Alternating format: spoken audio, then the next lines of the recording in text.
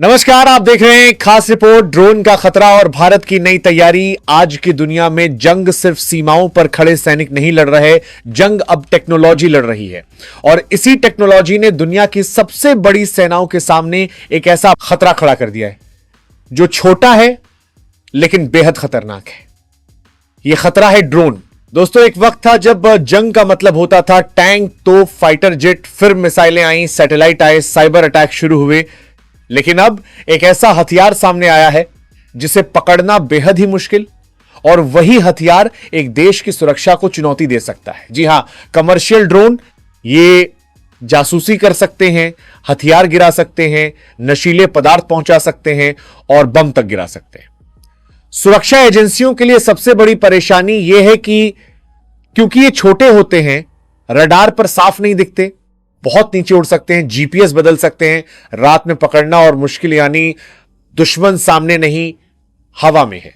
दोस्तों, अब मैं आपको एक घटना की तरफ ले चलता हूं जो कुछ वर्ष पहले हुए हैं। तारीख जून 2021, जगह जम्मू एयरफोर्स स्टेशन। रात का समय था, सुरक्षा सख्त, सब कुछ सामान्य। तभी धमाका, कुछ सेकंड बाद दूसरा धमाका। पहले लगा मोर्टार अटैक होगा, फिर लगा मिसाइल होगी, लेकिन जांच में सामने आया हमला दो छोटे ड्रोन से किया गया था। यह कोई साधारण घटना नहीं थी, यह एक चेतावनी थी। देश को समझ में आ गया कि अब खतरा आसमान से छोटे पैकेट में आ रहा है। ड्रोन से हमला करना आसान है क्योंकि सस्ता होता है, रिमोट ऑपरेटेड हमला करने वाला दूर बैठा रहता है, लो फ्लाइंग मतलब जमीन के पास उड़कर बच निकलता है। अब सोचिए, अगर दुश्मन रोज 10 ड्रोन भेजे तो हर ड्रोन को मिसाइल से मारेंगे, हर जगह जैमर लगाएंगे। सुरक्षा विशेषज्ञों ने माना सिर्फ मशीन से मशीन को हराना काफी नहीं है। भारत पहले से anti drone gun, radio jammer, laser system, radar upgrade, इन सब पर काम कर रहा था। लेकिन एक बड़ी समस्या सामने आई। हर टेक्नोलॉजी की सीमा होती है। कभी सिग्नल जाम हो जाए, कभी बैटरी खत्म हो जाए, कभी सिस्टम फेल हो जाए। तभी एक विचार उठा, क्यों ना ऐसा समाधान ढूंढा जाए जो मशीन नहीं बल्कि प्रकृति हो। और यहां से शुरू होती है आसमान के शिकारी की कहानी। भारत की सुरक्षा बैठकों में चर्चा हुई कि इतिहास गवाह है, इंसान ने युद्ध में हमेशा जानवरों की मदद ली है। हाथियों ने दुश्मन की सेना तोड़ी, घोड़ों ने युद्ध की दिशा बदली, कुत्तों ने बम पकड़े, कबूतरों ने संदेश पहुंचाए। तो क्या आज के युद्ध में भी प्रकृति मदद कर सकती है? और जवाब आया हां, क्योंकि ड्रोन उड़ता है और आसमान में सबसे बड़ा शिकारी है ईगल। यह कोई फिल्मी सोच नहीं थी, दुनिया में पहले भी प्रयोग हो चुके हैं। यूरोप में कुछ सुरक्षा एजेंसियों ने ट्रायल किए थे। क्योंकि ईगल की नजर तेज, पंजे मजबूत, स्पीड जबरदस्त, वो उड़ती चीज पकड़ सकता है। भारत के सुरक्षा विशेषज्ञों ने इस पर गंभीरता से विचार किया। दोस्तों, जरा सोचिए, भारत के लिए ड्रोन खतरा क्यों बड़ा है? इसका जवाब आप सभी को पता ही होगा, फिर मैं बता देता हूं। भारत की सीमाएं कुछ ऐसे देश से घिरी हैं जो हर वक्त ताक में रहते हैं। पाकिस्तान बॉर्डर, चीन बॉर्डर, समुद्री सीमा, ये सभी काफी संवेदनशील इलाके हैं। अब बात करते हैं रिपोर्ट्स के ड्रोन का इस्तेमाल कहां कहां आ सकती है। हथियार भेजने, ड्रग्स तस्करी, जासूसी, आतंकियों तक सप्लाई के लिए हो सकता है। यानी ड्रोन सिर्फ खिलौना नहीं, सुरक्षा का नया सिरदर्द है। जहां मशीन फेल हो वहां प्रकृति जीतती है। इसीलिए चर्चा हुई ईगल की, क्योंकि ईगल बैटरी से नहीं चलता, जीपीएस पर निर्भर नहीं, खुद टारगेट पहचानता है, शक के सवाल से दूर। यानी अब चौकीदारी होगी बिना किसी रुकावट के। अब यह होगा कैसे? क्योंकि ईगल है तो जिंदा प्राणी जिसकी अपनी सोच समझ, उसका मूड, उसकी सेहत, उसकी ट्रेनिंग सब मायने रखते हैं। इसलिए भारत ने इस विचार को सीधे युद्ध में नहीं डाला। पहले रिसर्च, फिर ट्रेनिंग, फिर सीमित उपयोग। दोस्तों, सूत्रों के अनुसार शुरुआती फोकस रहा वाईपी सुरक्षा, एयरबेस सुरक्षा, संवेदनशील कार्यक्रम। जहां आसमान में अज्ञात ड्रोन दिखे वहां ये प्राकृतिक एंटी ड्रोन काम आ सकते हैं। जब यह खबर बाहर आई तो लोगों ने कहा, यह तो फिल्म जैसा है, क्या सच में चील ड्रोन पकड़ सकती है? यह सुरक्षित है क्या? लेकिन सुरक्षा विशेषज्ञों का कहना था, युद्ध बदल रहा है और समाधान भी बदलेंगे। हम अक्सर आसमान में चील या ईगल को उड़ते देखते हैं, लेकिन शायद ही कभी सोचते हैं कि यह जीव कितना खतरनाक शिकारी होता है। सुरक्षा विशेषज्ञों के अनुसार ईगल कोई साधारण पक्षी नहीं, यह हवा में लड़ाई लड़ने वाला नेचुरल इंटरसेप्टर है। जहां इंसान को दूर की चीज देखने के लिए बाइनोक्यूलर चाहिए, वहीं ईगल कई किलोमीटर दूर छोटी हरकत देख सकता है। जहां मशीन को टारगेट लॉक करने के लिए सॉफ्टवेयर चाहिए, वहीं ईगल की आंख और दिमाग मिलकर खुद फैसला लेते हैं यह शिकार है या नहीं। ईगल की आंख प्रकृति का हाई डेफिनेशन कैमरा होता है।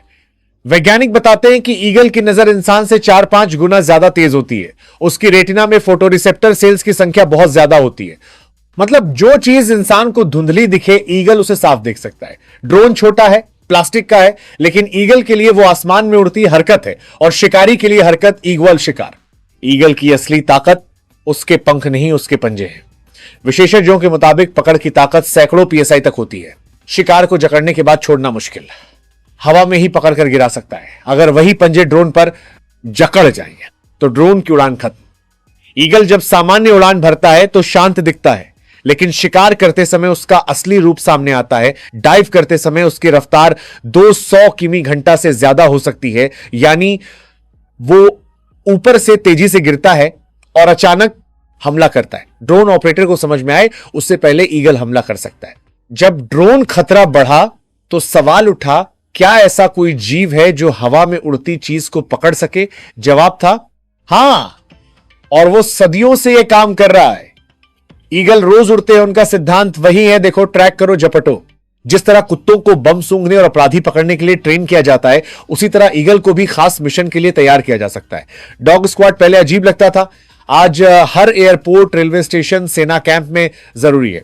ठीक वैसे ही भविष्य में एंटी ड्रोन सुरक्षा में ईगल विशेष यूनिट बन सकता है। कुछ देशों ने इस दिशा में प्रयोग किए थे, क्योंकि समस्या हर जगह एक जैसी थी। छोटे ड्रोन, बड़ा खतरा। सुरक्षा एजेंसियों ने माना कि हाई टेक खतरे के सामने कभी कभी लो टेक समाधान काम कर जाते हैं, यानी जहां सॉफ्टवेयर अटक जाए वहां प्रकृति अपना काम कर जाती है। दोस्तों, यह सबसे बड़ा सवाल था, क्योंकि ड्रोन जानवर नहीं है, वो धातु और प्लास्टिक का बना ऑब्जेक्ट है। इसलिए सिर्फ ईगल की प्राकृतिक क्षमता काफी नहीं, उसे सिखाना पड़ता है कि ड्रोन एग्जाल्ट टारगेट। यहीं से शुरू होती है असली ट्रेनिंग। सुरक्षा बैठकों में जब यह आइडिया रखा गया तो दो बातें साफ थी। एक, ड्रोन खतरा वास्तविक है। दो, परंपरागत सिस्टम की सीमा है, वो इसलिए बहुस्तरीय सुरक्षा की जरूरत है। टेक्नोलॉजी, मानव निगरानी और प्रकृति। ईगल को सोलो हीरो नहीं बनाया जा रहा, बल्कि सुरक्षा के पूरे ढांचे का एक हिस्सा माना जा रहा है। ईंधन की जरूरत नहीं, सिग्नल जाम से फर्क नहीं, खुद टारगेट देखता है, तुरंत प्रतिक्रिया, यानी रियल टाइम लाइव इंटरसेप्टर। यह रोबोट नहीं है। ईगल डर सकता है, भटक सकता है, हर बार परफेक्ट नहीं होगा, इसीलिए इसे सपोर्ट सिस्टम माना जा रहा है, मुख्य हथियार नहीं।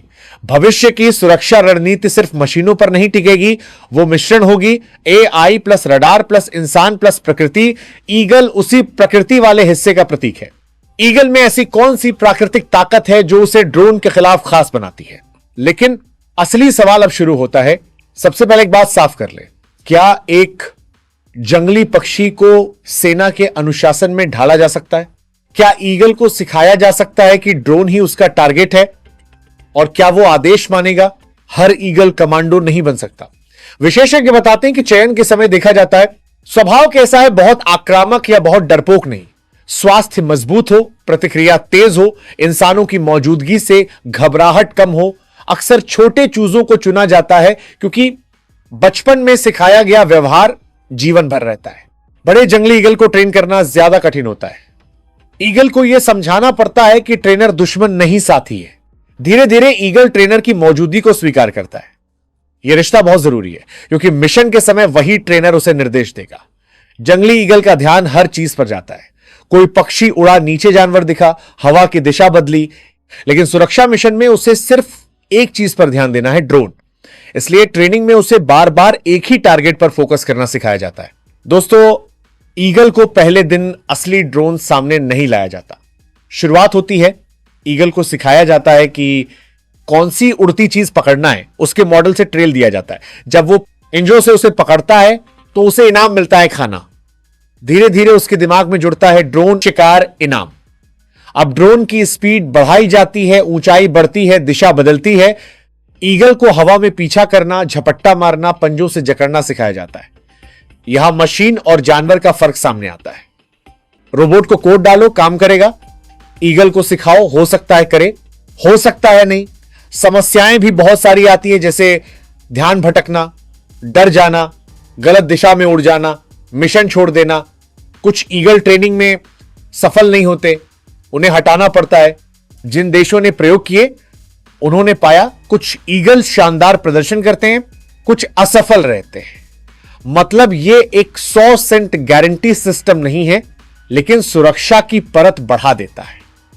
अगर एक ईगल भी सफल होता है तो मशीन के तुलना में जरा फायदेमंद होता है, क्योंकि दशकों को भनक भी नहीं लगेगा कि वो आम पक्षी है या कोई स्पाई गुप्तचर।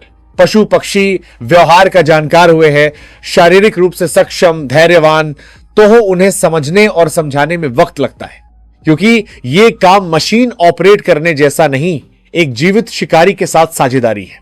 ट्रेनिंग के दौरान सुरक्षा हेलमेट, ग्लव्स, कंट्रोल लाइन का इस्तेमाल किया जाता है, क्योंकि ईगल का पंजा इंसान को घायल कर सकता है। विशेषज्ञ कहते हैं ईगल एकमात्र समाधान नहीं, बल्कि सुरक्षा के बड़े ढांचे का एक हिस्सा है। एक जंगली शिकारी को सुरक्षा योद्धा बनाना आसान नहीं, यह विज्ञान, धैर्य और समझ का काम है। हर ईगल सफल नहीं होगा, लेकिन जो होगा वो हवा में दुश्मन ड्रोन के लिए खतरा बन सकता है। मतलब साफ है दोस्तों, अब जवाने के साथ देश के पक्षी भी साथ निभाएंगे। देश को एक नहीं, सुरक्षा के लिए बधाई, धन्यवाद। मिलते हैं अगले वीडियो में, तब तक के जय हिंद, जय भारत।